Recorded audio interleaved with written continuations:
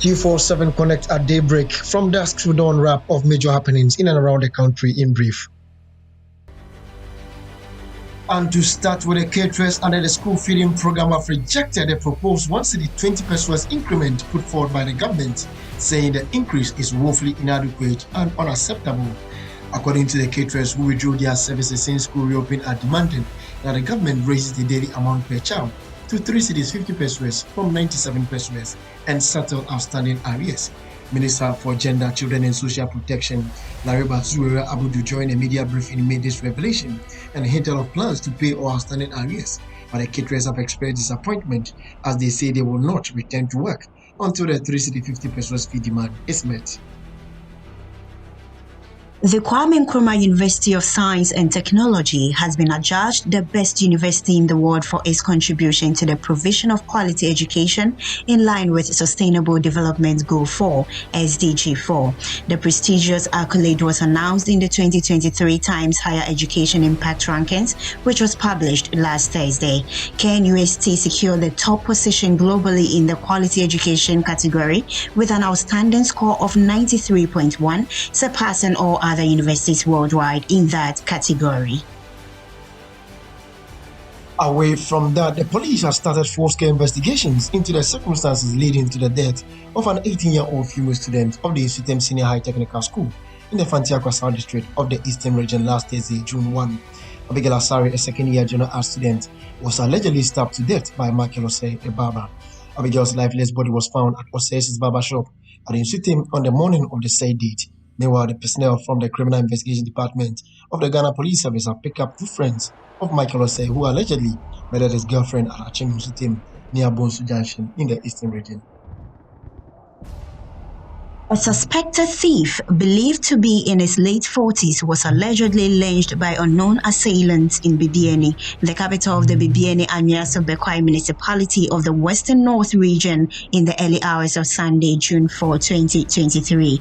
According to an eyewitness, the lifeless body of the man was found between Renampore and Nenchikumye off the Bibiani Bekwai road.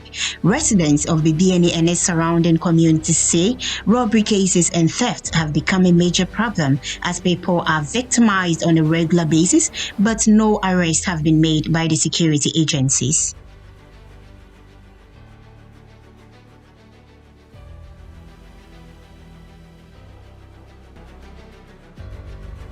And in business, the Ghana Union of Traders Association has hinted it will pursue the government to review the three tax revenue measures and the COVID-19 levy in the mid-year budget.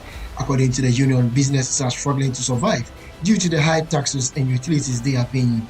It contends that the IMF is against suppressing the growth of the private sector, hence it will intensify engagement to have the taxes reviewed in the mid-year budget.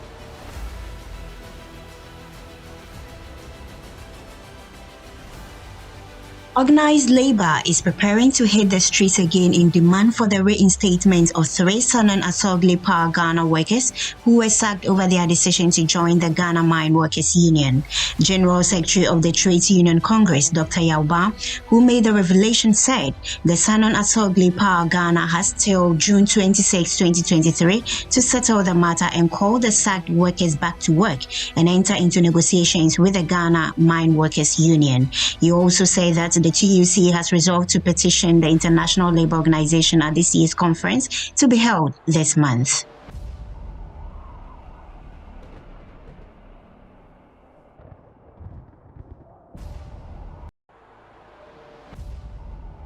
And now let's do some international news.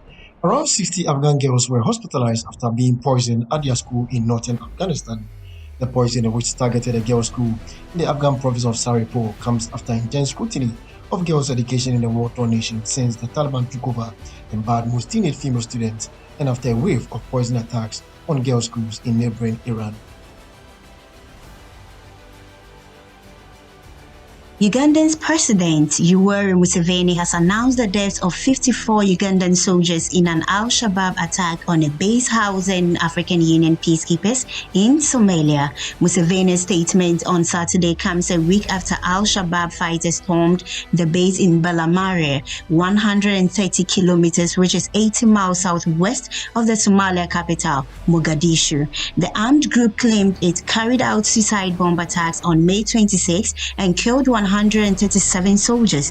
Museveni said on Saturday that the Uganda People's Defense Forces had since recaptured the base from the Al-Qaeda-linked armed group.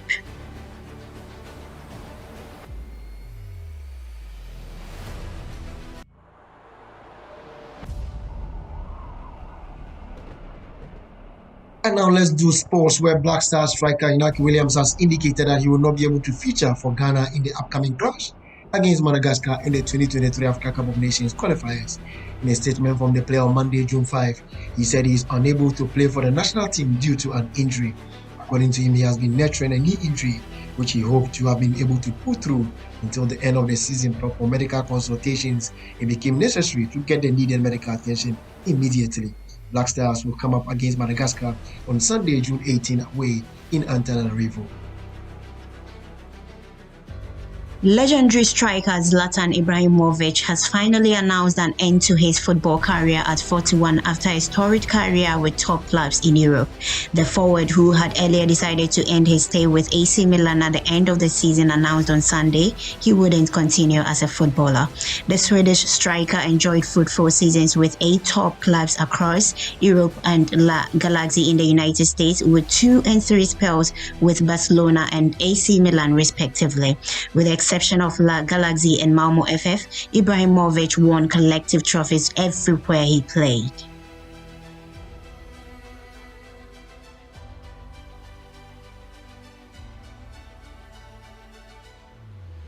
And now let's do some entertainment news.